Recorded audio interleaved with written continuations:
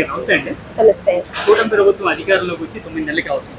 Deputy సీఎంగా పవన్ కళ్యాణ్ గారి పనితీరు ఎలా అనిపిస్తుందండి? అంటే ఆయన ఎమ్మెల్యే అవడం కూడా మొదటిసారి, పాలన ఇంతకుముందు ఎలాంటి అనుభవం కూడా లేదు. అలాంటి వ్యక్తి ఇంత మంచిగా ఎలా పాలన చేయగలుగుతున్నారు?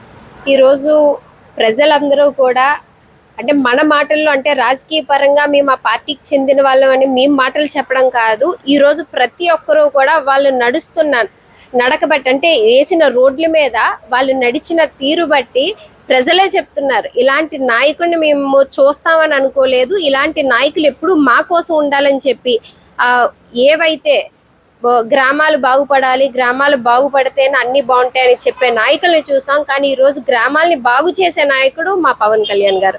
అలాంటి గ్రామాల్లో ఏదైతే పంచాయతీ నిధులు డైవర్ట్ చేస్తూ ప్రజలకి ఏదైతే చేయాల్సిన పనులు చేయలేనివన్నీ కూడా ఈరోజు పంచాయతీకి రూపాయి ఇస్తే ఆ రూపాయి ప్రజల కోసం, పంచాయతీ సంక్షేమం కోసం, గ్రామం కోసం ఈరోజు ఖర్చు పెడుతూ ప్రజానికానికి వెన్నుదన్నుగా నించుంటున్న మా పవన్ కళ్యాణ్ గారి గురించి ప్రతి ఒక్కరూ కూడా ఆయనకున్న శాఖలే కాకుండా దానికి 100కి 100 పాలు 100కి 100 రెట్లు కూడా ఆయన పని చేస్తూ అలానే ప్రతి ఒక్కరికి కూడా జనసేన పార్టీకి సంబంధించిన ప్రతి ఒక్క నాయకులకి కూడా పనిచేయమని చెప్తున్న దిశానిర్దేశం చేస్తున్న ఏకైక నాయకులు శ్రీ పవన్ కళ్యాణ్ గారు. గత నాయకులు కేవలం ఓటు బ్యాంకుగా చూశారు తప్ప వాళ్ళకి కనీసం మౌలిక వసతులు కూడా కల్పించలేకపోయారు. కానీ పవన్ కళ్యాణ్ గారు వచ్చిన తర్వాత రోడ్లు వేయించడం లాంటివి కానివ్వండి, 77 సంవత్సరాల నుంచి కనీసం కరెంటు లేనటువంటి గ్రామాలకు కూడా కరెంటునిచ్చారు. ఆ కరెంటు అవి రావడం చూసి వాళ్ళు సాంప్రదాయ నృత్యాలలో సెలబ్రేట్ చేసుకుంటారు. ఎలా అనిపిస్తుంది? ఈరోజు మీరు మంచి మాట అడిగారు. ఓట్ల పరంగా చూస్తున్నారని ఈ రోజు ఒకటి గుర్తుంచుకోవాలి, మన్యం జిల్లాల నుంచి జనసేన పార్టీకి అనుకున్న రీతిలో ఓట్లు అయితే పడలేదు. కానీ మీరు ఒకటి గమనిస్తే విశాఖపట్నం వచ్చి మన్యం జిల్లాలు తిరిగిన ఏకైక నాయకుడు శ్రీ పవన్ కళ్యాణ్ గారు. అసలు ఆ రోడ్లలో ఆయన కాలినడకన చెప్పులు లేకుండా బురదలో నడుచుకుంటూ వెళ్ళి కొండలు ఎక్కుతూ ప్రతి సమస్యని ఆయనగా నడుచుకుంటూ వెళ్ళి కనుక్కొని, అంటే అక్కడ బండి వెళ్ళేది కూడా లేదు. ఇలాంటి పరిస్థితులు వీళ్ళు ఇబ్బంది పడుతున్నారు, ఇక్కడ రోడ్లు రావాలని చెప్పి మేమంతా తిరిగాం. ఆయన ఉన్న 4 రోజులు మేమందరూ తిరిగాం కాబట్టి ఒక రోజు తిరగడానికి మేమందరూ కష్టపడ్డాం. అలాంటిది ప్రతిరోజు వాళ్ళు పనులు చేసుకుంటూ మళ్ళీ ఇంటికి చేరడానికి ఎంత ఇబ్బంది పడుతున్నారు అన్నది మా కళ్ళారా చూసాం. మీకు చెప్తే నమ్మరు, ప్రతి ఒక్కరు కంటిలోంచి నీరు తెచ్చుకున్నారు. ప్రతి నాయకులు వస్తారు, ఓట్ల టైంలో ఓట్లు వేయండి మీకోసం ఉంటామని చెప్తారు, వెళ్ళిపోతారు. కానీ ఒక్కసారైనా ఇలాంటి నాయకులు మా దగ్గరకు వచ్చి మీరు చూస్తే వాళ్ళ కాళ్ళ దగ్గర కూర్చొని ఆయన సమస్యలు తెలుసుకున్నారు. మహిళలకి అమ్మ మీరేంటి ఎలాంటి అని అడిగేసరికి ఏడ్చేశారండి వాళ్ళు. అంటే ఆ ఆనందం అని కాదు, ఇలాంటి నాయకులు మాటలు చెప్పేవాళ్ళు చేతల్లో కూడా ఉంటారా, నిజంగా మా దేవుడు మీరు అని చెప్పేసి మన్యం ప్రజలను ఆ రోజు అంటే ఓట్ల పరంగా చూస్తే అసలు అధ్యక్షుల వారు అటు వెళ్ళకూడదు. కానీ ఓట్లు కాదు, నా ప్రజలకి నేను చెయ్యాలి. మనం మీరు అన్నట్టు కరెంటు కూడా లేని దగ్గర ఈరోజు బల్బులు వెలుగుతున్నాయి, అక్కడ పిల్లలు చదువుకుంటున్నారు. అతి ముఖ్యంగా ఆయన పర్యటించినప్పుడు మనకి ముఖ్యంగా అక్కడ ఏవైతే మెడికల్ ఫెసిలిటీస్ ఉన్నాయో చాలా ల్యాబ్స్ వచ్చాయి, అవన్నీ కూడా క్షుణ్ణంగా పరీక్షించి ఇప్పటికీ కూడా ఏదైతే మహిళలకు ప్రత్యేకంగా ప్రాముఖ్యత ఇస్తూ పిల్లలకి ఇస్తూ ప్రతి ఒక్కరికి కూడా వైద్యం అందాలి, విద్య అందాలని చెప్పి ఏకైక నినాదం తెచ్చి ఈరోజు మన్యం జిల్లాలో వెలుగు నింపిన నాయకుడు శ్రీ పవన్ కళ్యాణ్ గారు. రీసెంట్ గా తలసేమియా బాధితులకు సంబంధించి పవన్ కళ్యాణ్ గారు 50 లక్షల రూపాయలు ఎన్టీఆర్ ట్రస్ట్ కి భారీ విరాళం ప్రకటించారు. అంటే ఆయన చేసే దాన ధర్మాలకు అంతు లేదు అని చెప్పి అభిమానులు కానివ్వండి, పార్టీకి సంబంధించిన కార్యకర్తలు కానివ్వండి, అంటే ఒకంత బాధగా ఉన్నా కూడా చాలా గర్వంగా చెప్పుకుంటారు. దీనిపై మీరు ఏమంటారండి? అదేనండి, ఈ రోజు ఒక్కటే మాటలో చెప్పాలి, ఆ రోజు కిడ్నీ సమస్య శ్రీకాకుళం జిల్లాలో అప్పుడు వచ్చినప్పుడు మొదటిగా ప్రశ్నించిన వ్యక్తి శ్రీ పవన్ కళ్యాణ్ గారు. ఈ రోజు ఏదైతే పిల్లలకి ఈ వ్యాధి ద్వారా చాలా మంది ఇబ్బంది పడుతున్నారు, ప్రతి ఒక్కరూ దీంట్లో సపోర్ట్ ఇస్తే పిల్లలకి మనం, ఎందుకంటే చాలా ఖర్చుతో కూడుకునే వైద్యం అందించాలి దాంట్లో. సో నేను ఒక అడుగు వేస్తే నన్ను అనుసరించిన వాళ్ళు ఇందులో అడుగేస్తారన్న ఏకైక నినాదంతో మొన్న ఆ రోజు కార్యక్రమంలో నా దగ్గర డబ్బు లేకపోయినా లేదా ఖర్చు అయిపోతున్నా నేను చేస్తున్నానని చెప్పి 50 లక్షలు విరాళం ఇచ్చి ప్రతి ఒక్కరూ కూడా అసలు ఏంటి వ్యాధి, ఎందుకు వస్తుంది, పిల్లల్ని మనం ఏదైనా విధంగా ఆదుకోగలమా అని చెప్పి ప్రతి ఒక్కరూ ఆలోచన చేసి ఈరోజు మీరు చూస్తే ఎక్కువ గూగుల్లో సెర్చ్ చేసింది తలసేమియా బాధ్యతలు ఎందుకు అవుతుంది అన్నదే ఈ రోజు మనకి ఎక్కువగా కనిపిస్తుంది. సో ప్రతి సమస్యకి పరిష్కారం అధ్యక్షుల వారి దగ్గర నుంచి ఉంటుందన్న దానికి ఇదొక నిదర్శనంగా మనం చెప్పుకోవాలి. మనకి అలాగే కూటమిలో భాగంగా జనసేన కావచ్చు, టీడీపీ కావచ్చు, బీజేపీ కావచ్చు, మూడు పార్టీల మధ్య సఖ్యత ఎలా ఉందండి? ఈ రోజు అంటే ప్రతి ఒక్కరు కూడా సఖ్యత గురించి మాట్లాడుకుంటున్నారు. నేనైతే నా ఆలోచన బట్టి ప్రజలు మనల్ని ఎన్డీఏ కూటమి ద్వారానే చూస్తున్నారు.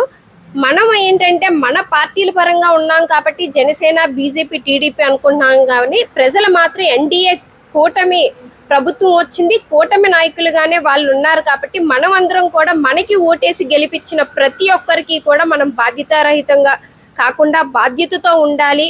వాళ్ళకి ఏదైతే చెప్పామో అది చేసి చూపించాలి.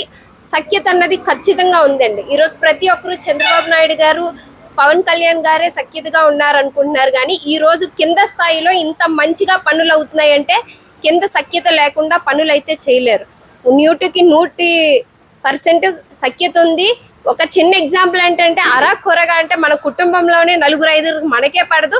సో అరకొరగా అవి కూడా ఉంటేనే మనం ఇంకంత సఖ్యతగా ఉండగలం అన్నది కూడా చూపించుకోగలం. కాబట్టి ఆంధ్ర రాష్ట్రంలో ఎన్డీఏ కూటమి ప్రభుత్వం ద్వారా 3 పార్టీలు మన ప్రజలు మనకి ఓట్లేసి గెలిపించారు. మన బాధ్యతగా ముందుకు వెళ్తాం. వాళ్ళకి చెప్పిన పనిని చేసి చూపిస్తాం. కానీ వైసీపీ మాత్రం కూటమి మధ్య ఏదో భారీ విభేదాలు ఉన్నట్టు కొంచెం ఎక్కువగా చూపిస్తుంది. దీంతో మీరేమంటారండి? ఈ రోజు ఏంటంటే వైసీపీ అంటే పార్టీ ఉందని చెప్పాలో లేదని చెప్పాలో కూడా నాకు అర్థం కావట్లేదు. అసలు నిన్ను నమ్మి 11 నియోజకవర్గాల్లో ఓట్లేసిన ప్రజలకు నువ్వు ఈ రోజు ఏం చేయలేకపోతున్నావు అసెంబ్లీకి వచ్చి. దాన్ని ఏ విధంగా కప్పిపుచ్చుకోవాలని చెప్పి ఈ రోజు జనసేన, టీడీపీ పేరు ఎత్తి వాళ్ళ పేరు ఏదో మేము మనుగడలో ఉన్నాం, మా పార్టీ కూడా ఉంది, మమ్మల్ని కూడా గుర్తుంచుకోండి అని ప్రజలకి ఏదో వాళ్ళు కనిపించడానికి ఈ రోజు మన టీడీపీ, జనసేన అనేది ఈ ప్రజల్లోకి రావడానికి చూస్తున్నారు. ఇదే పద్ధతిలో ఉంటే ఆ 11 కాస్త 0 అయ్యి ఎన్ని సంవత్సరాలు అయినా సరే ప్రజల్లో భాగస్వామ్యం కాదండి, ప్రజల్లోకి ఏ విధంగా కూడా రాకుండా ఈ జగన్మోహన్ రెడ్డి అండ్ వైఎస్ఆర్సీపీ ప్రభుత్వం ఇలానే ఉంటుంది.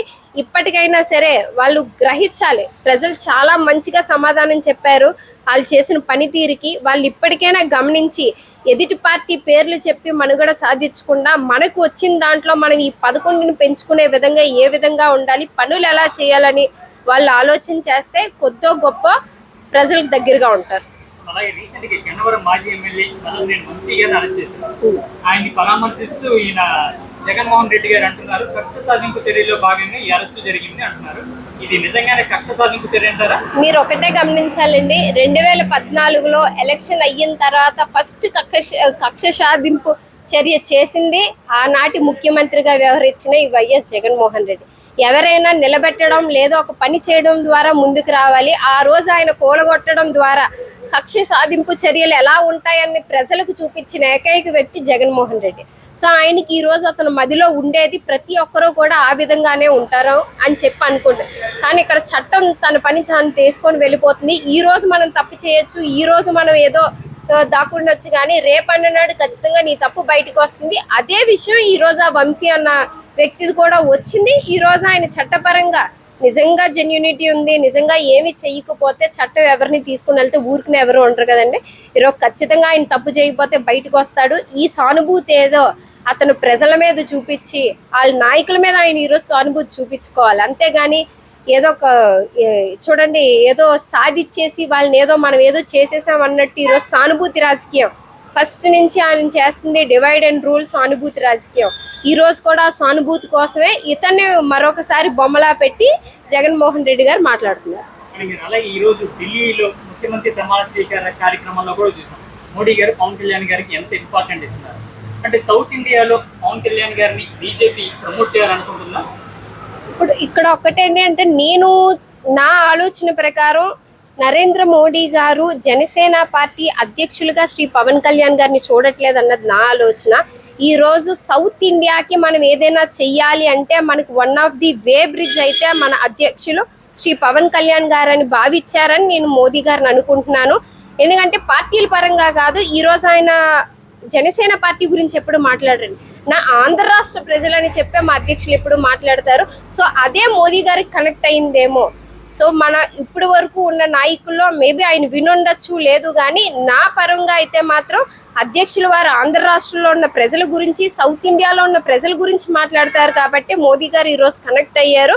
ఆయనకి అంత గౌరవం కానీ విలువను కానీ ఆయన క్యారెక్టర్ బట్టి ఎవరైనా సరే ఇస్తాం. మనందరి దేవుడు శ్రీ పవన్ కళ్యాణ్ గారు. అలాంటి వ్యక్తికి ఖచ్చితంగా మన విలువలతో కూడిన వ్యక్తులకి ఎప్పుడైనా గౌరవం తగ్గుతుంది. సో ఈరోజు అదే విధంగా మోదీ గారు కూడా గౌరవిస్తున్నారు అన్నది నా ఆలోచన.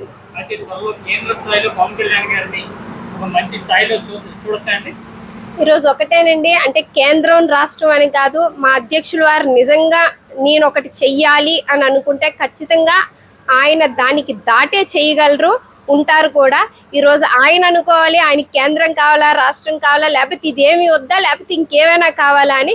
సో ఆయన ఏదైతే అనుకుంటారో దానికి ఖచ్చితంగా ఆయన రీచ్ అవుతారు. మేమందరం కూడా ఆయనకి వెన్నుదన్నుగా జనసేన పార్టీని ముందుకు నడిపిస్తూ మన ఆంధ్ర రాష్ట్ర ప్రజల కోసం ఎప్పుడూ కూడా వెన్నుదన్నుగా ఉంటామని చెప్పి తెలియజేస్తున్నాను.